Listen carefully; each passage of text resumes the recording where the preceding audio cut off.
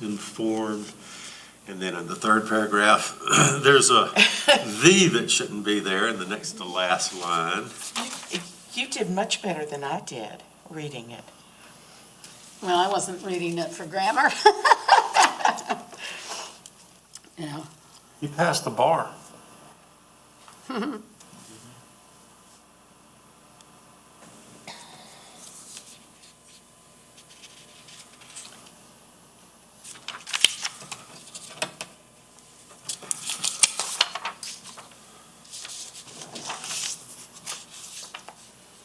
And it took some doing on the financial stuff to finally hammer it into order, to get all of our, I went back through all the bank statements all the way back to the inception. And I think that that is an excellent report, and we should just automatically update that and have that available basically at every meeting, because if we could, because it would give us the current status of everything. Okay. And then it would not be work Yeah. for the next report. Because it is excellent. That's, Has everybody had a chance to review? uh-huh. We have a motion? Yes, ma'am. I'm so sorry. Can I just make a quick Absolutely. announcement here? Yes, ma'am. We were having some issues with the YouTube, so it just started coming on probably about 2 minutes ago. Okay. It finally is up and running. So the beginning part of everything, I've got everything down, but we didn't get it. I do have one question. Yes, ma'am. You said, except in unusual circumstances, you wanted to put that. Are you guys gonna fix this and then? I'm gonna just make the send it change back to me? and send you- So I need to work. That's Okay. correct. Okay, I didn't get it, so I just wanted to make sure. Okay. Sorry about that. That's okay. That's fine. We have a motion. Did we do the motion already? Yeah, we have a motion and a second. Okay. Okay, can you restate the motion, to the whole motion and who stated it and? Go ahead. Okay. It would be a motion to accept the report to Duke Energy with the corrections as corrected by the chairman. Okay. And Second. I think Ryan seconded. Okay, thank you so much for that. Yes, ma'am. Any more discussion? All in favor? Aye. Any opposed? Okay. Next on the agenda is discussion from the OCCB Procedures Committee, and I'm going to let Emily Hitchcock give us a report on that. The committee has continued to meet, and it's very close, I think, to getting the documents ready for the board to review. We've got an application, the criteria worksheet, the evaluation score sheet, and the policy.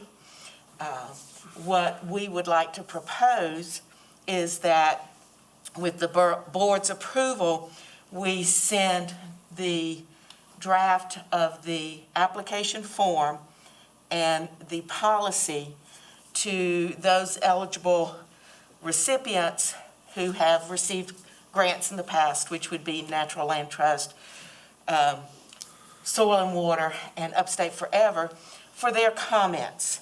And then if they can get the comments back to us by the end of December, that would give them 2 weeks, even with the holiday.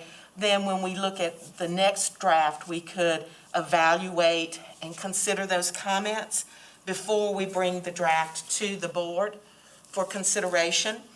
Our goal is to have this, if not approved at the December meeting, approved at the February meeting, so that the next cycle, which would be the April 1 cycle, they would be using the new form and following the revisions to the ordinance and the policy guidelines.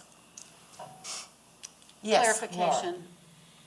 I think you said that you we'd give them till December, the end of December to review it. Do you mean the end of November? Yes, I meant the Okay. end of November, thank you.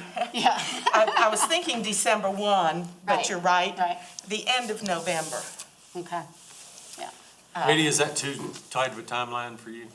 Not for me. Okay. Yeah. All right. Yeah, it doesn't change a lot in terms of content, really.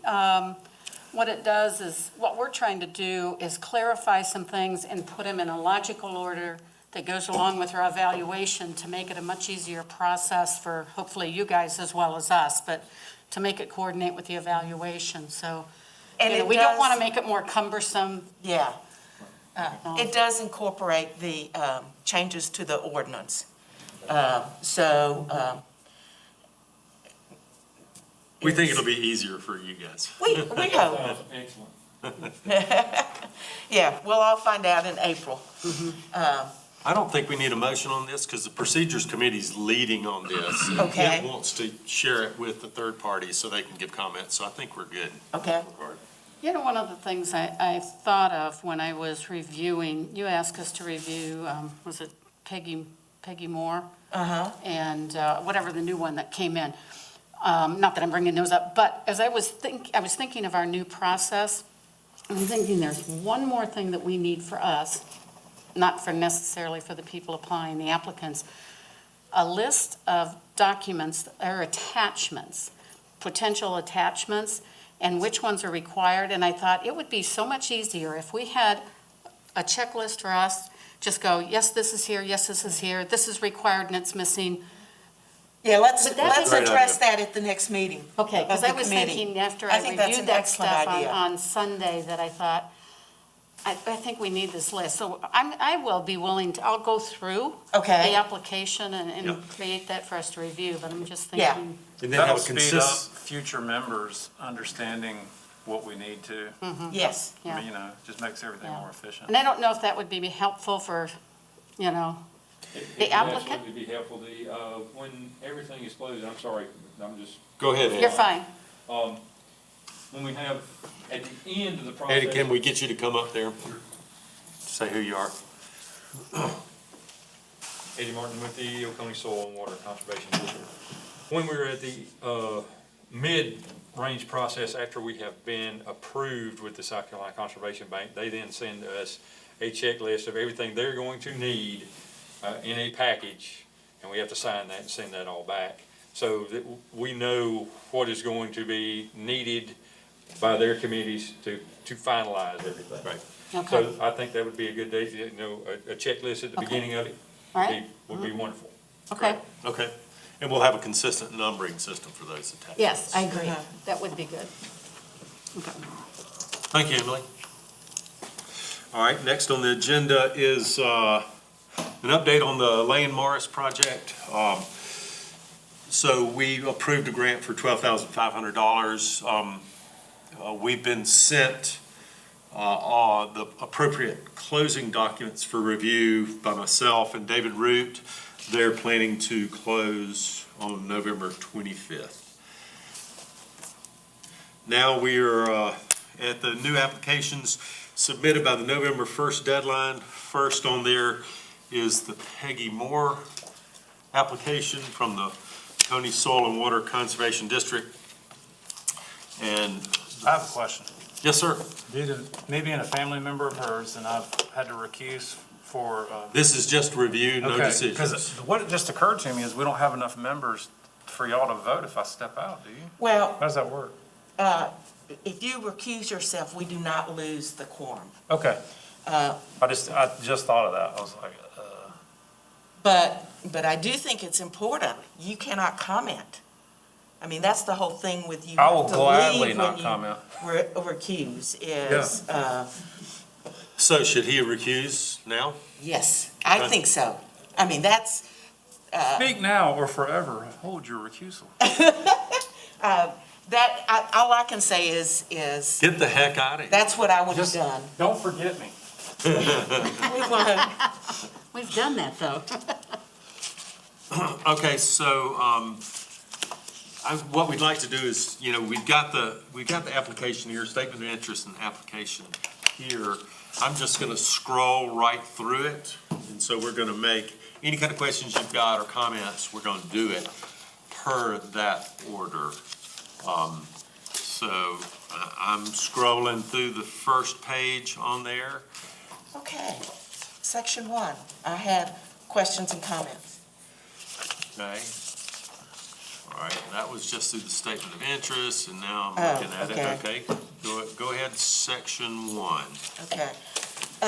Section 1, Eddie, indicates that it's a fee simple purchase. But then the letter at the end says that you're seeking closing cost related to the conservation easement. And the application itself includes a deed.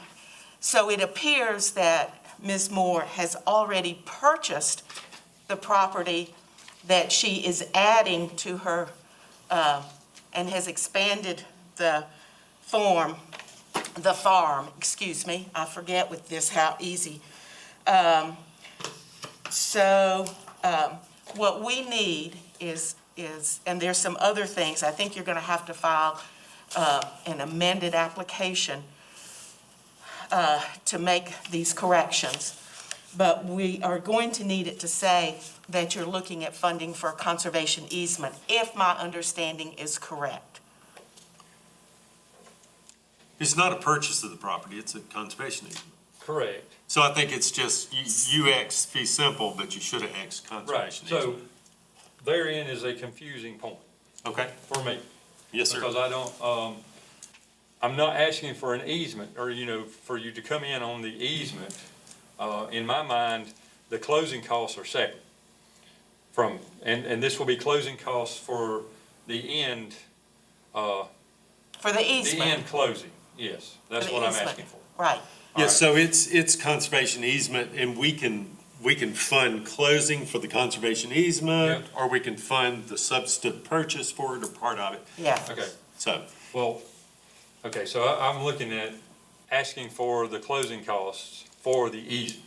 Right. All right, so there wasn't really a opportunity to state that on here, so that's why I put it as a fee simple, because I thought that was different No, from the easement. no, you should just check conservation easement, because Okay. you do a closing on a conservation easement, just Yeah. like you do fee simple. Right. And we'll be funding those closing costs for the conservation easement. Okay, And I appreciated in the narrative or the letter or whatever that you had said that that's what you were going to use it for, was the closing cost on the conservation easement. right, I'm not convinced that we need to have a resubmittal, I mean, Well, until I hear more of your questions. Yeah. But, because I think if, for something like that, I think we could just note that it's for conservation easement, not for a fee simple purchase. Well, okay, I think we've got some other issues Okay. that might require it. So let's But keep going. whatever is most efficient. And so let's reserve the order for a resubmittal until we go through it. Okay, All right, so scrolling through, continuing. okay, I have a number of questions here on section 1. Okay, go ahead. And this one is more generic, but given that it's a conservation easement, are you going to require buffers on the streams, and how wide are those buffers going to be? And this, I think, is always an interest for me, and it probably relates back to your narrative, and maybe it should have been addressed in a different section.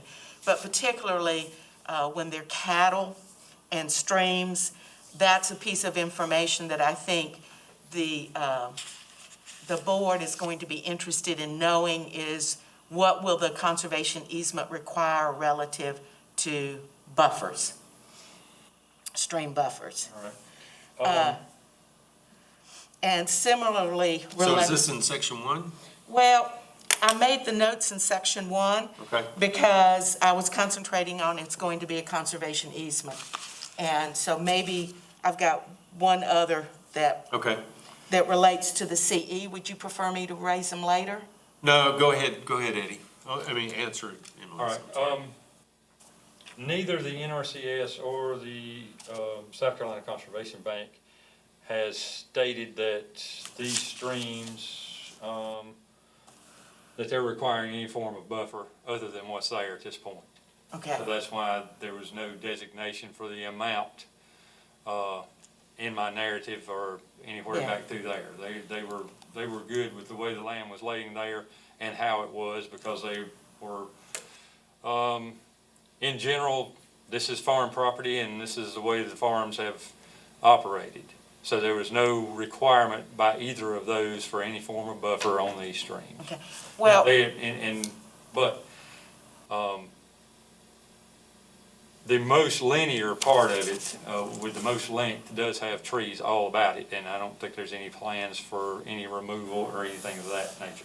okay, well, let me give you my perspective, and just for future information, because whenever we look at a farm that has streams in it, I am going to be concerned about buffers, and I am going to want, based on my past personal experience, I can't speak for the entire board, and I'm making a note, I think our new application will make this clearer, but I'm making a note to check it, that we want to know, I will want to know, will the conservation easement itself require buffers? Because if we're going to protect this farmland, I want a legal basis for assuring that tomorrow they're not going to take out all those trees and that cattle's going to be walking and wandering around that stream and affecting water quality. And Eddie, that's just a personal thing, but it's just a question that that is very important to me. All right. So, and because we don't get a copy of your conservation easement now, I know you're still in the process of negotiating with the landowner. It's hard for us to know what it really says. Okay, yeah. Uh-huh. I said yes. Oh, okay. Now, the next thing on section 1 for me is on, is it section 1? Yes. It's in section 4 of section 1. If anybody has a question or comment for Eddie before we get to that, I'll try to.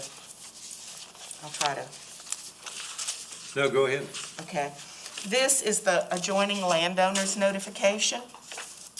And what you attached as A notifies the adjoining landowners of the application for the State Conservation Board. Our ordinance requires, and it has to be done, because it's the law, in essence, that the adjoining landowners be notified within 5 days of filing the application that you're filing it with the Occb. And that's the reason I think we're going to need some sort of amended application. It doesn't have to be the entire application, but it's going to have to be something that amends it and is going to have to provide that notification. Here's what I would suggest on that. Okay. And so we did change our ordinance, which was adopted in October, the amendments before the application deadline, which requires in that notice, which is particular to us, that those adjoining landowners are informed that they have 30 days to submit comments to us about the application. Okay. And so what I would suggest is that, what I say would cure this, what I propose that would cure it, would we tell Eddie to send that notice that's required by us, and just, flex on it a little bit and tell those folks that they have until, our next meeting's December 15th, I believe, until then to submit comments if they wanted to comment on it. Okay. Okay?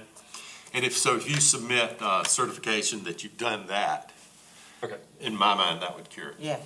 And one of the things I think the new application you'll see does make clearer is that because it's mandatory, we don't process it unless the mandatory items are all met. All right. That sounds good.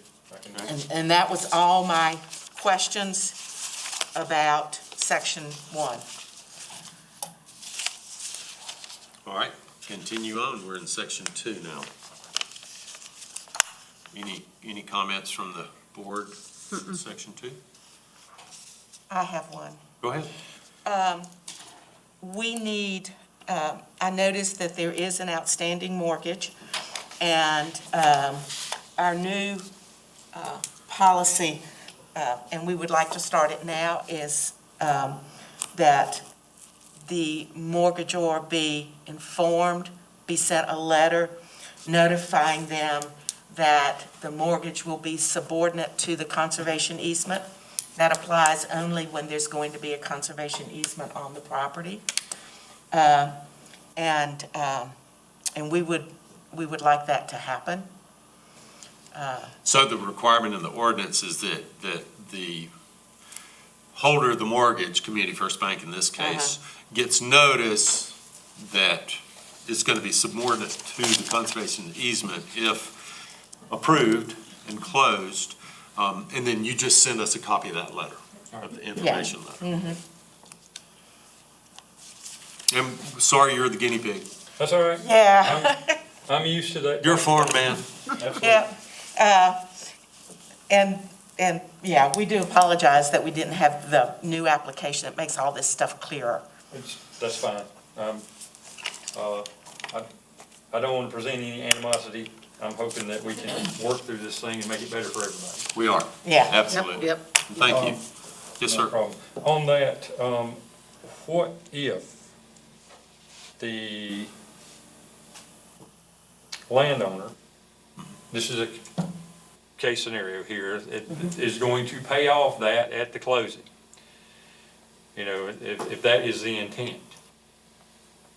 That is the landowner's financial situation. Now, see, if it's a fee simple and there's a closing, we know that the old mortgage will be paid off, and we don't really care if there's going to be a new one. But the new, I just feel like, well, I don't know, maybe somebody else has a different one, but I don't want to know the landowner's financial situation. That's the reason the new application is not going to ask for how much is owed, because I don't think that's my business, to be real honest with you. I just want, and this is just, again, me, I just want to make sure that the mortgage company knows. But if there isn't going to be a mortgage when this is said and done, do they need to be informed that it's going to be subordinate to the conservation easement if there's not going to be no mortgage? That's a good point. What if they change their mind between when we issue the grant and there's another financial something going, that we don't know about? Well, one way we deal with that is that we get a copy of the closing disclosure or settlement statement Okay. before it closes. That's going to show the mortgage being paid off. So that's an assurance. And what may help too is that in answering this question, it might be good to ask the applicant, are there plans to pay off this mortgage as part of the transaction? Okay. So they could give us, that would be good information to have. But I understand your point. Your point is that the requirement's there, and why don't we just do it this time and let Yeah, us sure. think about that a little That's bit fine. more? Yeah. That's fine. And, Yeah. because, if everything works like it's supposed to work, it's totally redundant, it's not Yeah. needed. Right. Yeah. So we'll think on that. Yeah, I'm Maybe- making a and maybe note the for the procedures committee to look at that Good. before we send. So, and maybe the letter simply needs to say, if there is a mortgage, it will be subordinate. If there's not, then it's a moot point, but that could all be in the letter and it takes care of either case, am I right? That's right.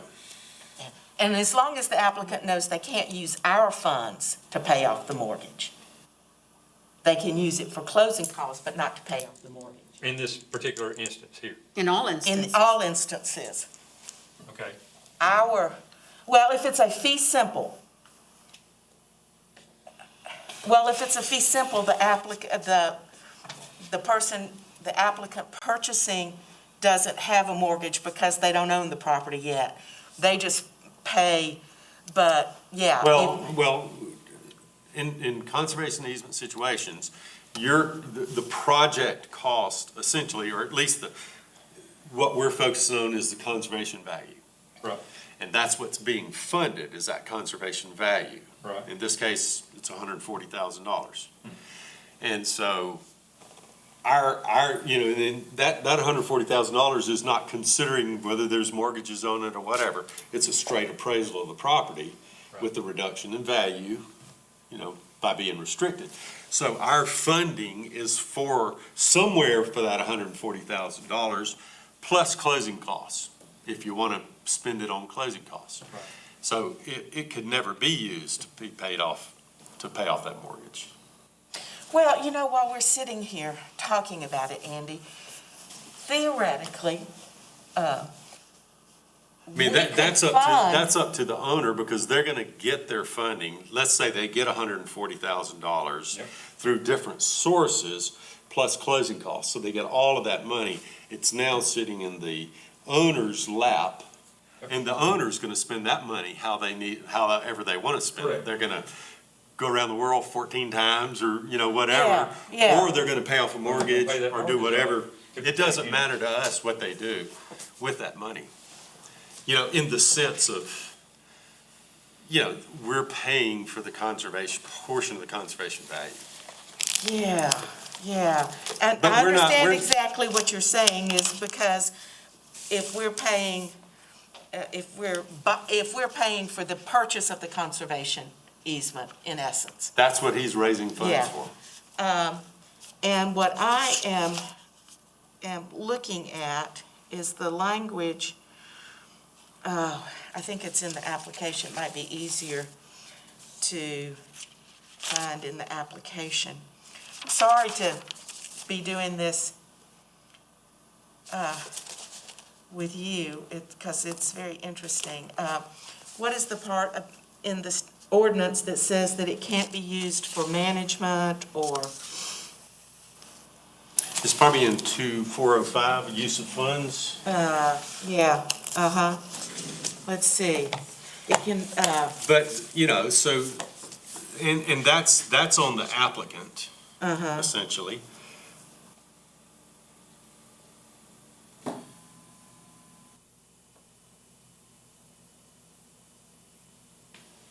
But I think that. yeah, you're saying that if if the applicant is purchasing the conservation easement, just like if they were purchasing fee simple, that the applicant, it doesn't matter what the landowner that they purchase it from does What- with the grant, with the money. That's right. What the landowner is, what the funds are being raised for is the restriction on the property. Yeah, To compensate the landowner for restricting their property, and that's all based on that reduction in value. Yep.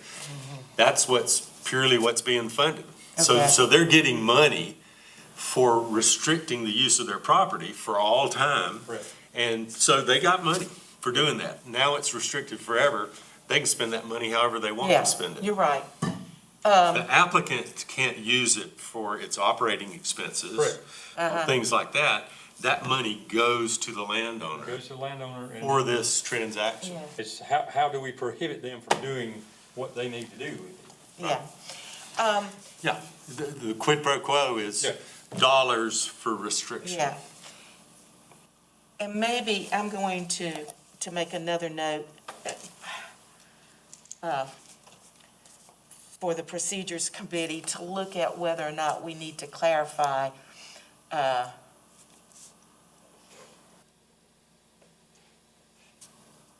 I'm thinking out loud, sorry, keep More going. work for the committee. Yeah. Let's keep going. So now Okay. we're moving on past that to page 6 of the application. This is section 3.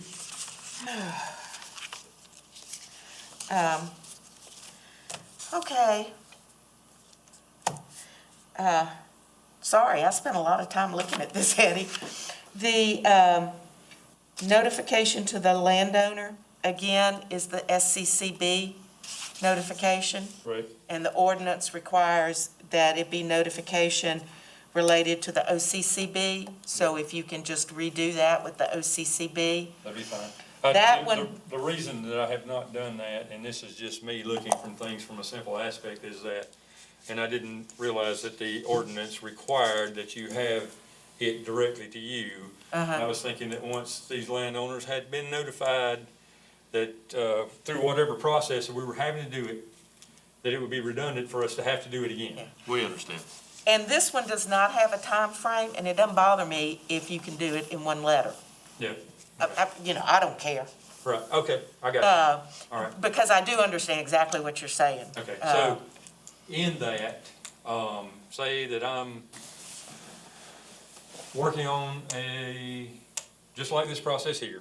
I had to go to get the approval from NRCS first, then we sought matching funds from the South Carolina Conservation Bank. At that point in time, both of those require this to be done. Not necessarily stating that it had to mention either NRCS or the South Carolina Conservation Bank. It's basically a letter, and I think I put them in there, stating that we were seeking funds, and that if they had any comments, to get back with us or get back with the entity that we're getting the money from. So in that, if there's a possibility that the entity seeking the funding has any idea that they may come to you for matching funds, they can go ahead and put that wording in there at that point in time. That's fine with me, as long as it notifies them that if an application. What about our within 5 days? Yes. No, So that's- the landowner doesn't have to be within 5 days. The adjoining landowners does have to be. Okay. And so that's gonna have to be separate. That's just, Okay. Yeah, so in other words, you could say something like, the OCCB ordinance, the SCCB statute, the NRS regulations require that I give you this notice. Is that Yeah, what you're okay, saying? yeah. Something like that? Yes, Absolutely. yeah, so for the landowner itself, it can be one. okay. And that's one of those quirks in the ordinance that perhaps we need to reexamine. Right. Of the other one. Yeah, okay. Good question, Eddie. And I like how you did the preliminary revised appraisal or the preliminary appraisal, just to give us documentation about, to base our decision on. So, and I know you know that we'll have to have one. We have it scheduled for January. Okay, yeah. Well, I knew you would have to have it for everybody, so, okay. Continuing on, we just finished up page 7 of 13, page 8 of 13.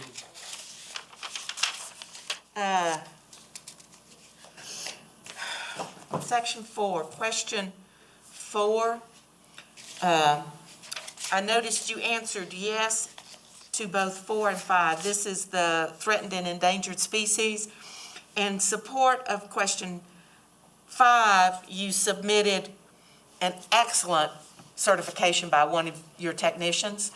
But in support of section 4, that it currently contains, if I'm remembering correctly, and let me look at this, D1, and make sure I read it correctly, that D1 did not say it currently contains, it just said it's suitable habitat. That's correct. So we either need a certification that says it currently has threatened and endangered species, or just change that to no, because it's habitat that's suitable. Okay, which page are we on? We're on page 9 of 13 of the application. It's section 4, questions 4 and 5. Yeah, So does the property currently contain threatened or endangered species or habitat suitable for threatened species? That's why that was answered yes. Because of the habitat. oh, Yes. okay, I see.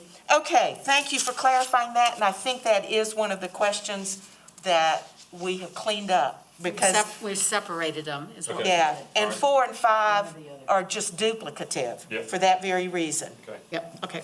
Very good. Thank you for putting up with us. Yes, thank you. You're a guinea pig, Julie. And moving Yeah, on. that's continue. excellent, thanks. Anything else on page 9 of 13? Wait a second, let me see if I can figure out my note here. Oh, this is a question I have out of ignorance. In attachment D1, it references that Soil and Water has a list of areas of concerns for of concern for farmland and open spaces, that y'all have designated areas in the county that are of particular concern. Is that something that's available online, or can we get a copy of it or something? I can get you a copy of it. Oh, that would be That'd be great. wonderful, It yeah. basically is when we started this, the area that is to the south and east of the Moore property, because it had the highest concentration of state and prime soils. Okay, That was our initial target area. uh-huh, That's still the area that we look to try to do this, try to get as much property under the easement as we can. okay. So I can get that information and get it to you. Oh, that would be great, thank you. Thanks, Eddie. Anything else on page 9 of 13? Laura, chime in anytime if you need to get to your big list. Nope, I don't have a big list. Right. Okay, and the next one I don't need to do, okay. So, Eddie, on page 10, question 10, your early application, it had a higher percentage of prime soils, is that right? Is that That's correct. diluted because of the addition of? That's correct. I understand, okay, thank you. And in the NRCS applications, Yes, sir. they ask about the percentage of prime soils. Uh-huh. And then they go on to state, does this property meet other, I don't know the wording, I can't come up with the full wording, but the indication is, do you have a set of parameters that you would like to see these properties fit, and does this property fit one of those? Okay, so that is not all just hinged on prime soils. If you could share that with us, that could be helpful Okay. in our revising the application. Yeah, and some of this stuff you may see in the new application, if you want to, you can give it to us separately or as you comment on Okay, that. all right. Because we won't have time to make any of the corrections we're talking today before we send it out to y'all. But that would be very helpful. All right.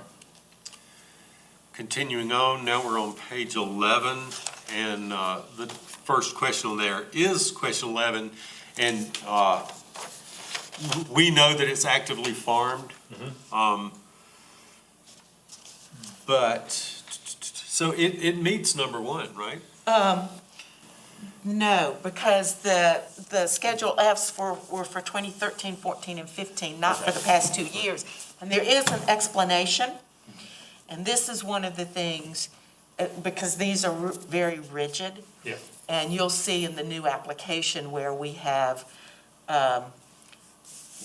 Other opportunities to other opportunities. We describe. have taken Okay, good. out That's this good. and have just made it more of requesting, anyway, you'll see it. All right, thank you. Because this really illustrated, and this is one of the things where Laura said, is going through this application really made me focus on what we've been doing in the committee. Sure. And this is one of the ones I think we're gonna correct. Okay, awesome.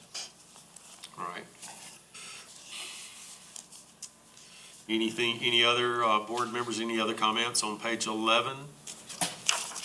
Now moving to page 12. And I did have a question. I saw the NRCS commitment letter, but it didn't tell us how much. How much are you gonna be getting from them? Either 73 or 75,000 dollars. 73 or 70?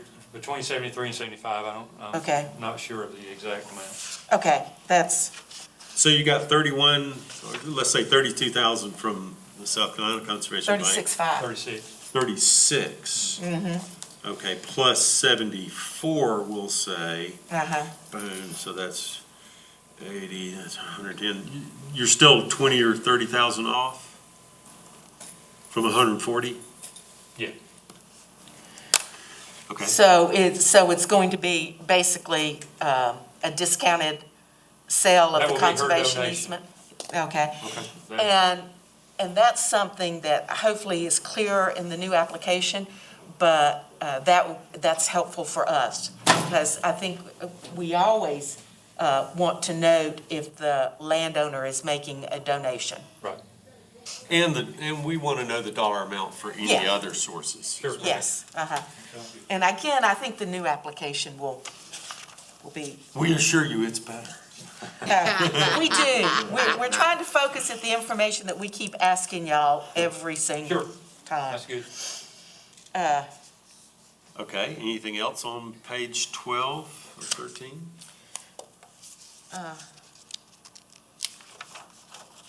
No. Okay, now we're in section 5, financial criteria. Any questions or comments on that? Oh, I'm sorry. I jumped. That's where the NRCS question was. Okay, that's fine. Anything else? We're through the application now and then at the exhibits. Any other questions or comments for Eddie? Okay, so thanks for the application. You've got your, what you need to do for us, and we'll do our review and we'll make our decision in December. That sounds great, guys. Thank you so much, appreciate Eddie. Yeah, I will- thank you. I will not stay for the rest of the meeting. I'm going to exit. Right on. Thank y'all. I don't blame you. Are y'all done talking about Miss Moore's property? That's right, yes, ma'am. Uh-huh. You want me to get him? You can, that's fine.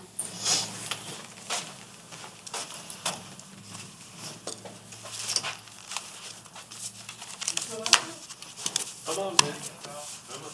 How you doing?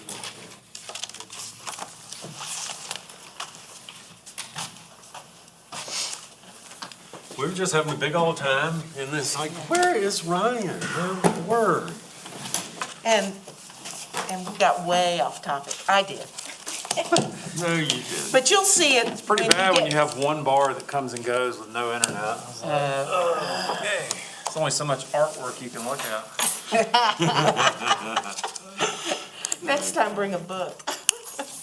Now that you know the limitations. All right, so now we're in our backup materials, now going to the application from the Natureland Trust on the Burles Place property, and I'm gonna have to say right off the bat that the Natureland Trust already owns this property. They bought it in June. And our ordinance limits us to using our funds for acquiring interest in land, including the closing costs for that. And that's not what's happening here. This application is essentially for a reimbursement of a purchase they've already done. And I don't believe we have the latitude to do that. I talked to Mac about that last night and informed him of it. He's willing to get on the phone and talk with us. But, I told him unless there's some other kind of interpretation of that, it doesn't look like this is something we could fund. Because it's not for the acquisition of an interest in land. However, they would not have it if they had waited to be able to get money from us. I know, but And so what it kind of brings up for me is, so our ordinance, we really can't operate outside the scope of our ordinance. So it says. Unless we create a new one. Yeah, in 2-405. go back and amend it again. It says OCCB funds shall be used only by the eligible OCCB recipient for the acquisition of interest in land, including closing costs. And so it's already occurred, so. But they have a mortgage on it, and you can't use it to pay off No. the mortgage. And you can't retroactively. And they don't have a mortgage on this, I don't believe. They borrowed. They borrowed They borrowed money, money. so they do have a And I mortgage. assume that they used the land as collateral. Okay.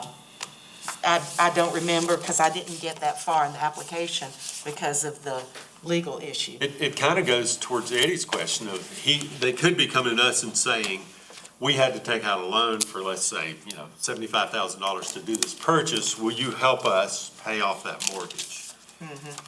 And I think my answer would have to be, no, we can't, because, If the closing costs were rolled into the mortgage, can we cover the closing costs of the No, mortgage? because they already own it. It's after the fact. It's after the fact. and so a potential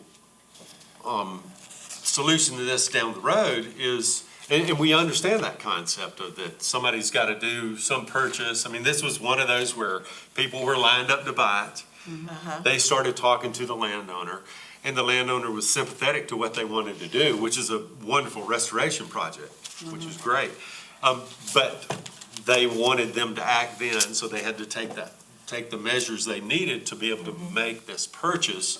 And maybe our ordinance could say, except in extraordinary circumstances, such as, an emergency purchase of a property or land that occurred within a certain amount of time before the application was submitted.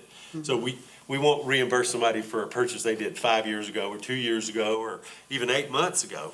Maybe something like within the last 6 months or something like that. We could How does, I'm making notes We for could help our do list a of ordinance changes. reimbursement type funding for, with the proper application, something like that.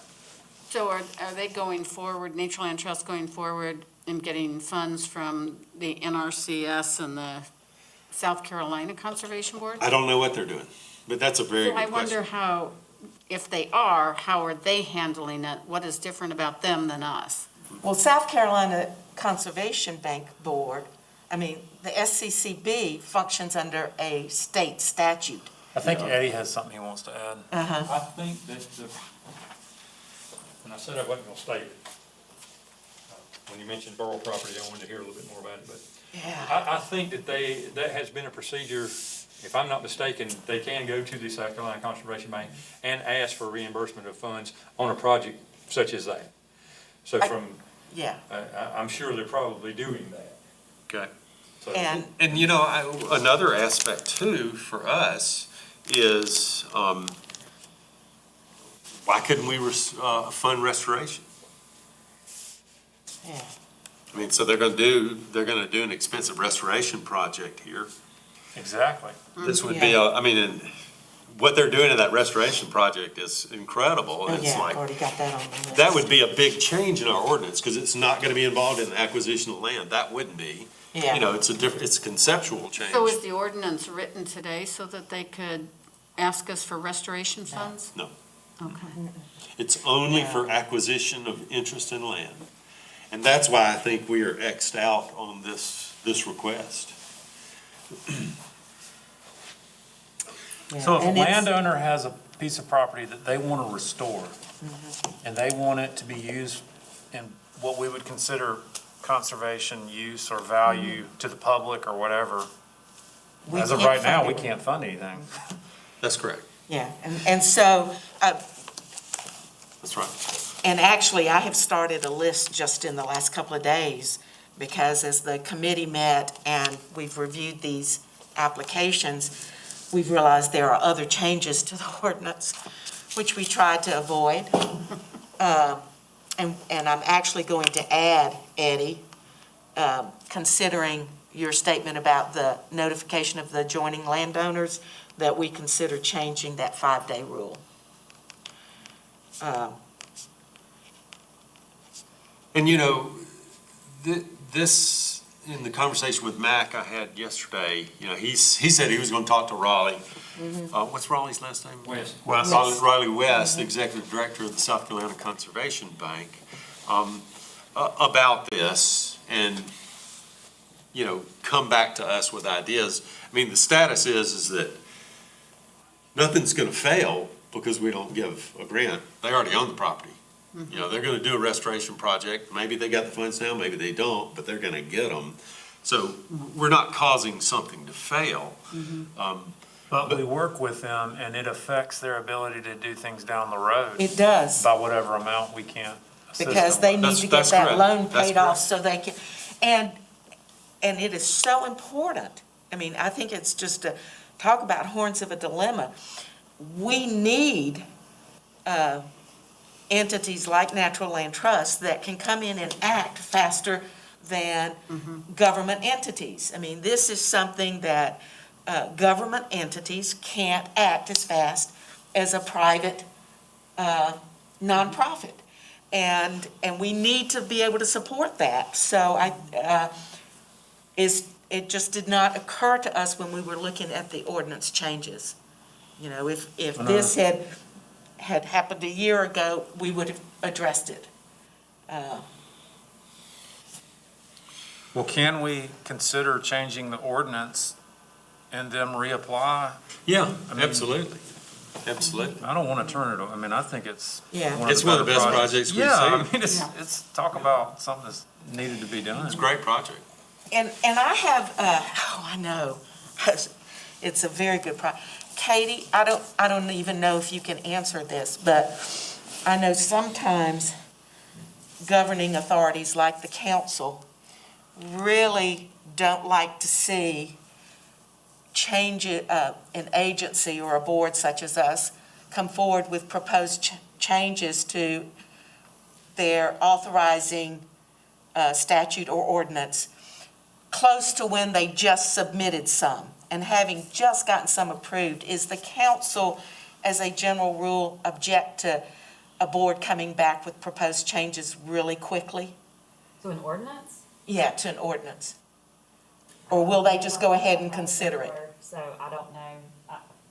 I've never had that happen. It's usually once an ordinance is amended, Uh-huh. like It if doesn't, it needs to be amended again, but I mean, yeah, I've never had it, I mean, cause it It had just doesn't in happen. October. I mean, I can't answer that question. I don't know. Okay. I've never had it happen before. yeah. Well, I think we try it and see what happens. Well, we're I kind agree. of having to learn this thing as we go. I mean, We this are. is basically in its infancy if you look at it from how long we've had to know how to. Well, let's, Andy, what about if I make a motion that we establish a committee to look at another revision to the ordinance? Why don't we just leave that to be the procedures committee? Okay, that's fine. I withdraw that motion, so you don't even have to record it. And I we make a can, suggestion? Yes, ma'am. Sorry. It may be good too, Mr. Smith, if you wanted to touch base with Mr. Root, county attorney. Maybe touch base with him and kind of see, maybe explain to him what you're, Yeah. would like to amend. Yeah, that's And kind of go from there. Absolutely. That's just my suggestion. No, I So think that's it's a what I great would do. suggestion. Thank you Yeah. very much for Yeah. that. So, thanks. we have before us this application. I think we need to make a decision about it in terms of,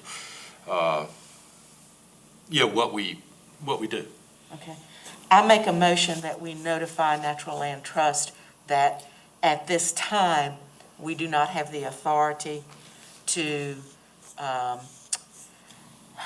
grant an application for the purposes to grant an award, recommend a grant for the purposes set forth in their application. Do you need me to write that down for you, Katie? You get that, Katie? Okay. I mean, I Oh, didn't okay, get it, gotcha, I didn't gotcha. get it all, but. Do we have a second for that? I'll second. Do we have a discussion? I just want to say that looking at the application, section 2, page 5, are there any mortgages on the property? No, is there? Yeah, so they just used. They took their own funds. Yeah. Max said something like we borrowed from our own funds or something like that. It was an internal thing. They don't Yeah. have an external mortgage. Yeah. Any other discussion on this? All in favor? Aye. Aye. Any opposed? I tried to get us out of here by 10 o'clock. But do we have a motion to adjourn? So moved. Second? a second. All in